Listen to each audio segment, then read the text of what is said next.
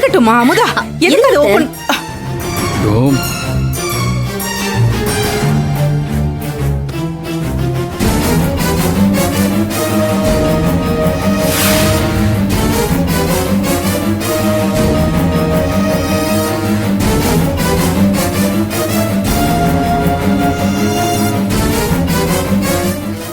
அத்தை, ஏற்கனவே நகை உள்ள இருக்கிற மாதிரி இருக்கு.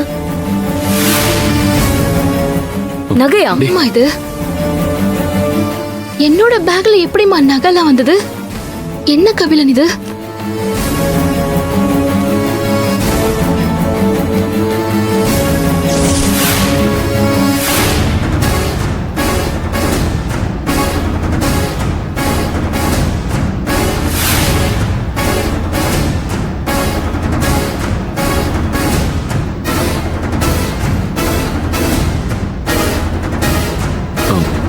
என்னடா இது?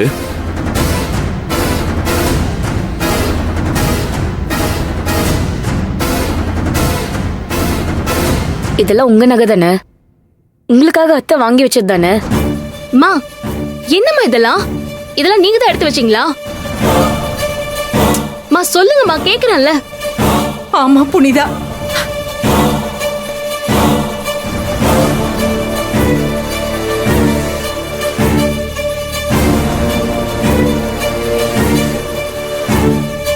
அத்த, ஏன் அப்படி பண்றீங்க? நான் தான் தெளிவா எந்த நகையும் வேண்டான்னு சொன்னேன்ல. அதே மீறி எதுக்கு நகையெல்லாம் உள்ள வச்சீங்க?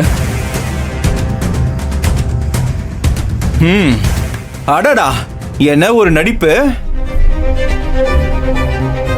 நகையெல்லாம் எடுத்து ஏற்கனவே பைக்குள்ள வச்சுக்கிட்டு இப்ப ஒண்ணுமே தெரியாத மாதிரி 2 பேரும் நடிச்சிட்டு இருக்கீங்க. ஏய் மணிகண்டா, என்ன ஏதுன்னு நீ தெரியாம பேசிட்டு இருக்காத. இந்த நகைக்கும் எங்களுக்கும் எந்த சம்பந்தமும் இல்ல. அம்மா என்கிட்ட நகையெல்லாம் எடுத்துட்டு போன்னு தான் சொன்னாங்க. ஆனா நானும் கபிலனும் வேணவே வேணான்னு சொல்லிட்டோம். அதுக்கப்புறம் அம்மா தான் எங்களுக்கு தெரியாம நகையெல்லாம் எடுத்து உள்ள வச்சிருக்காங்க. ஏங்க, புனிதா அன்னைக்கு அவங்க அம்மா நகையை கொடுத்திருக்காங்க. இதுல நமக்கு என்னங்க வந்துச்சு? ஏய், அது சரிதான் அமுதா, அவங்க அம்மா அவங்களுக்கு கொடுக்கறாங்க. ஆனா ஒரு வாரத்துல நம்ம கிட்ட கலந்து பேசிருக்கலாம்ல. இத்தனை சவர நகையை அவங்க பொண்ணுக்கு திருப்பி கொடுக்கற மாதிரி வேற ஏதாவது சொத்தை புனிதா பேர்ல வந்துச்சுன்னா என்ன செய்வ?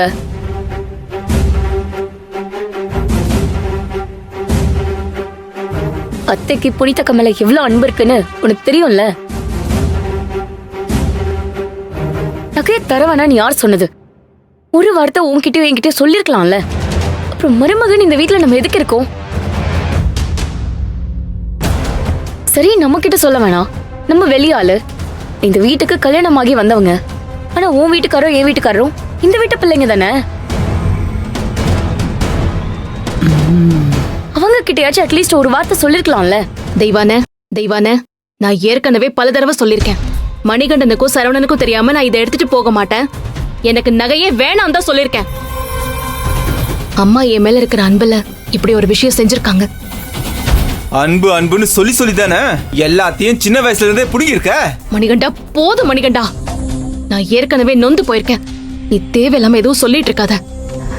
அத்த, முதல்ல எல்லா நகையும் கொண்டு போய் உள்ள வைங்க. ஒரு குண்டுமணி தங்கத்தை கூட நான் இங்க இருந்து எடுத்துட்டு போக மாட்டேன். எனக்கு புனிதா போதும். எங்களுக்கு பிறக்க போற குழந்தை போதும். என் குடும்பத்தை எப்படி பாத்துக்கணும்னு எனக்கு தெரியும். நான் எப்பவுமே சொல்றதுதான், நான் என் புனிதாவை தான் விரும்பினேனே தவிர உங்க கோடிக்கணக்கான சொத்து மேல எனக்கு விருப்பமோ ஆசையும் இல்ல. மாப்பிள்ளை, நான் உங்க 2 பேருக்கும் தெரியாம நகையெல்லாம் பேக்குள்ள வச்சது தப்புதான். அதுக்காக நகையை வேண்டான்னு சொல்லாதீங்க. உங்களுக்கு சொத்தும் இல்ல, புனிதாவுக்கு இந்த வீட்டுல ஆதரவும் இல்லைன்னா அப்புறம் எங்க காலத்துக்கு அப்புறம் உங்க 2 பேருக்கும் யாரு இருக்கா? இது எல்லாமே புனிதா கல்யாணத்துக்காக நானும் அவரும் சேர்த்தது. சொல்ல போனா அவ சம்பாதிச்சு வாங்கின நகையும் இதோ இந்த பையில தான் இருக்கு. இது எல்லாமே அவளுக்கு தான். எனக்காக மாப்பிள்ளை, இது எல்லாத்தையும் எடுத்துக்கோங்க தயவு செஞ்சு. வேண்டான்னு சொல்லிடாதீங்க. கபிலன், அண்ணி சொல்றதான் நானும் சொல்லுவேன். பொண்ணு பிறந்துட்டா அவளுக்காக நாம ஆசை ஆசையா நகைகளை செய்வோம். அவளுக்காக பார்த்து பார்த்து கஷ்டப்பட்டு வாங்கி வச்ச நகைங்க ஒவ்வொன்றுமே நம்ம பொண்ணோட எதிர்காலத்துக்கு பயன்படணும் தான்.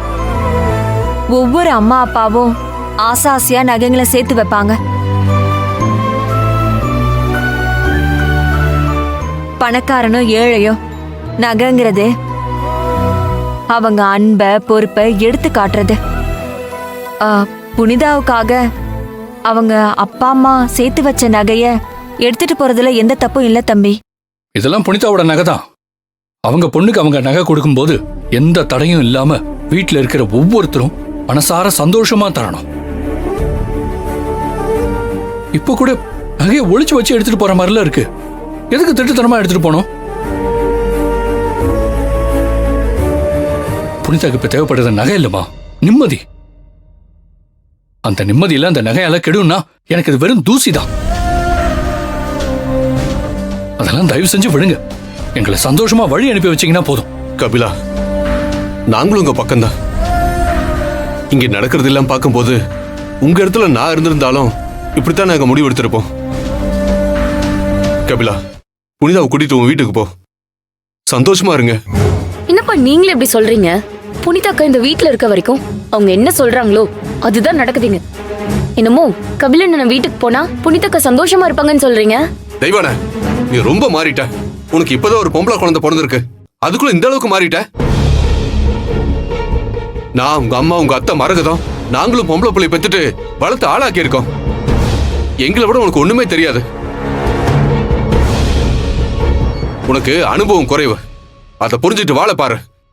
வந்த வீட்டுல அமைதியாரு. நாங்க இதெல்லாம் நானே எடுத்துறேன். தயவு செஞ்சு உள்ள கொண்டு போய் வச்சிருங்க. புடிங்க. எல்லாத்தையும் எடுத்துட்டு போயிடுங்க. மாப்பிள்ளை, நீங்க என்ன தப்பா மட்டும் நினைச்சுக்காதீங்க மாப்பிள்ளை. இல்ல, நான் உங்க அன்பை புரிஞ்சுக்கிறேன். ஆனா அது எல்லாம் மீறி போகும்போது அதோட விளைவுகளை நானும் புனிதாவும் தான் சந்திக்க வேண்டியதா இருக்கு. அதை நீங்களும் புரிஞ்சுக்கணும் அத்தை. இதெல்லாம் உள்ள வச்சுட்டு மாமா வர சொல்லுங்க. அவர் சொத்து பத்திரத்துல கையெழுத்து போட்டதும் நானும் புனிதாவும் இங்கிருந்து கிளம்புறோம்.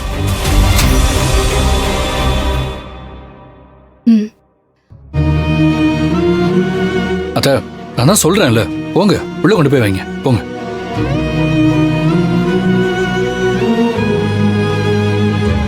புனிதா, இதெல்லாம் நினைச்சு வருத்தப்படாதீங்க.